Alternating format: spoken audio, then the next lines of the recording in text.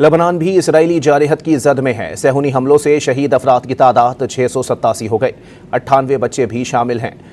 2 مارچ سے جاری اسرائیلی حملوں میں 1774 لبنانی زخمی بھی ہو چکے۔ اسرائیل کے مطابق نئے حملوں میں امام حسین بریگیڈ کے کمانڈر سمیت اعلیٰ قیادت کو شہید کر دیا گیا۔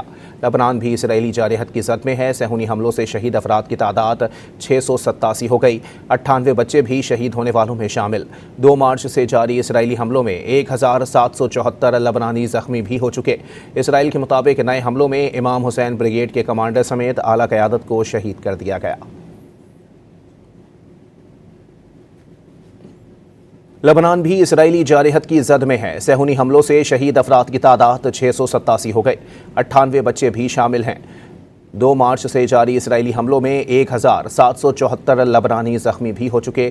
اسرائیل کے مطابق نئے حملوں میں امام حسین بریگیڈ کے کمانڈر سمیت اعلیٰ قیادت کو شہید کر دیا گیا۔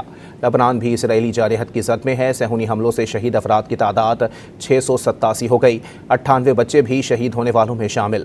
2 مارچ سے جاری اسرائیلی حملوں میں 1774 لبنانی زخمی بھی ہو چکے۔ اسرائیل کے مطابق نئے حملوں میں امام حسین بریگیڈ کے کمانڈر سمیت اعلیٰ قیادت کو شہید کر دیا گیا۔